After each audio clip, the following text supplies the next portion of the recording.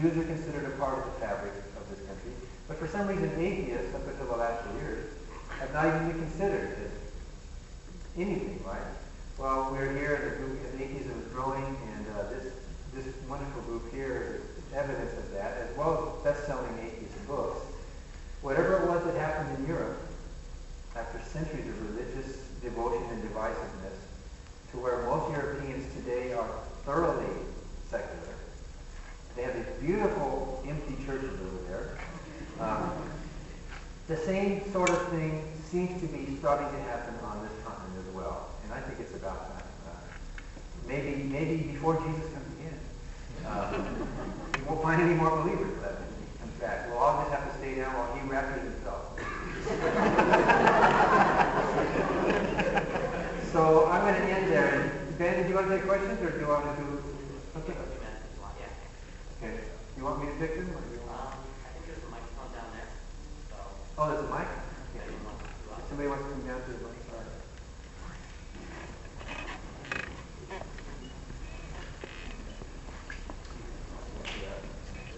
I made a joke a moment ago, and I think it is pretty evident that it's more common for people to move in the direction that you and myself and likely several other people in this auditorium have in going from a life of religion to a life of skepticism. That probably happens a lot more common than going in the reverse direction. Working against that is the fact that deeply religious people are enormously more ascendant than we are as a demographic. So I'm curious, was that optimism you shared kind of jocular, or is that sincere? Are you afraid of us being outbreeded to the point where society is going to go in a very different direction? Or do you have a genuine optimism for? I do. I am genuinely optimistic. Annie Roy tends to be less optimistic. She thinks that we could go back to another dark ages. And I lost the gift of prophecy years ago, so I don't know. but your argument about the fecundity of believers is based on an assumption that all those children have to be what their parents are, right? I mean, aren't they going to think for themselves? But as far as numbers of population go, you're probably right. But what can you do? Does that assume all of us atheists have 12 kids then, so we can fight back, like, you know? The quiverful movement.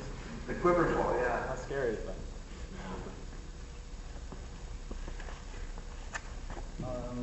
People like Mike Huckabee, who do not understand evolution in any way, shape, or form, think that it's nonsense to think that we evolved from monkeys, which is not true, because chances are that if we did evolve from monkeys, everybody here would look like Mike Huckabee.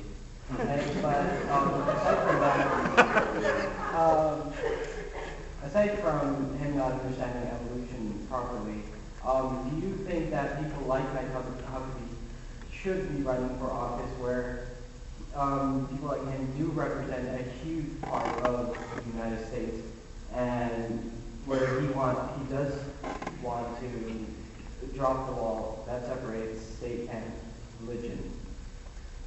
Yes, he should run for office. It's a free country, and there should be no religious test for public office.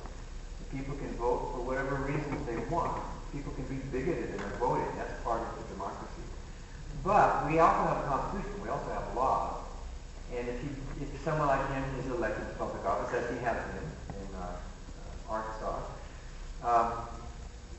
still we have a constitution. And part of what our group does is try to enforce that constitution. When public officials do violate the First Amendment, often it's the minority groups. It's the Jews, the Jehovah's Witnesses, the atheists. It's the small groups that have to take advantage of that First Amendment to try to stop the majority, if he indeed represents the majority, from imposing their religion on the rest. So the First Amendment requires governmental neutrality, and we at least have that tool. But if we were to say he can't run for office because he's a religious kook or whatever, well then people would deny us the right to run for office. In fact, there is a kind of de facto religious test for public office right now, isn't there?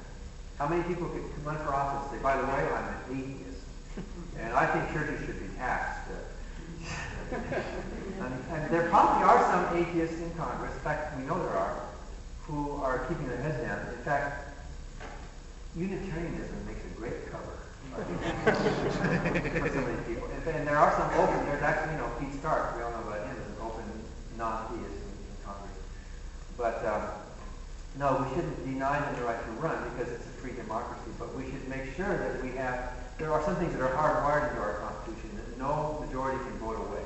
Freedom of the press, freedom of speech, religious freedom, and so on. Those things we need to vigorously defend and fight these government officials at all levels, from the White House to the principal's office. Make sure that they are respecting our Constitution and not advancing or hindering religion with being neutral. But do you think people like my country's beliefs should be questioned on a large scale, where such as people like,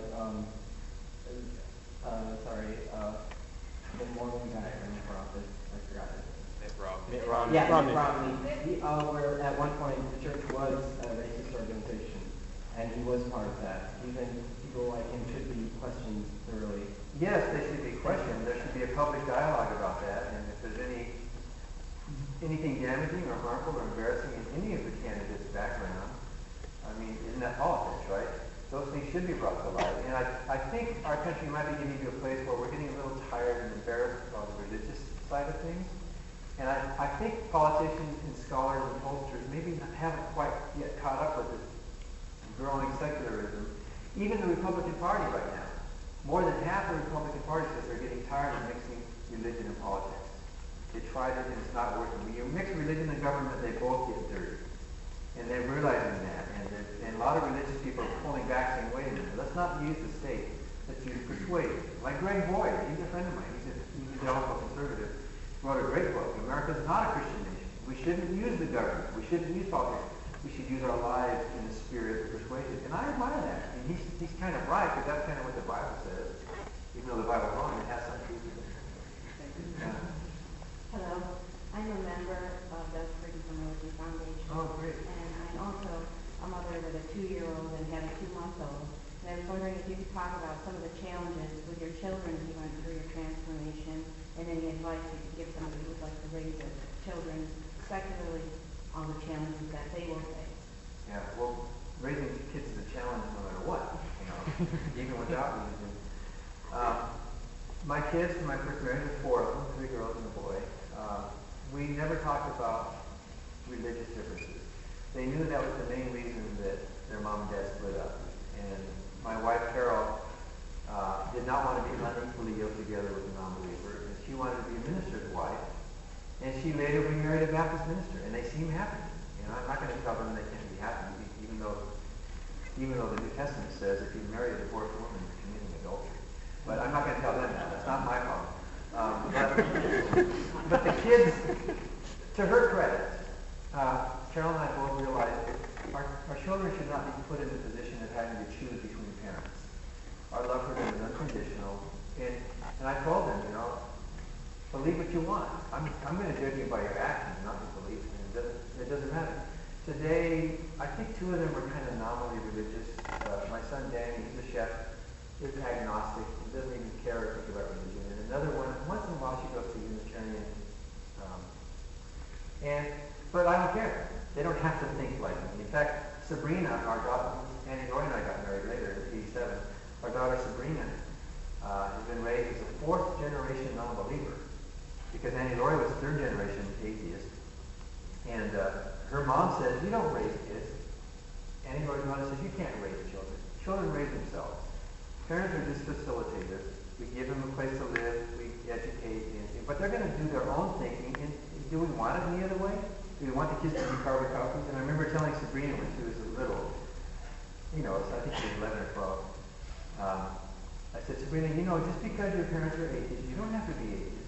You can think whatever you want. If you want to become a born-again Christian someday, as long as it's your own choice, what we might argue with you, but you're free to be your own person, and we'll love you no matter what. And you know what she said to me? She said, oh, Dad.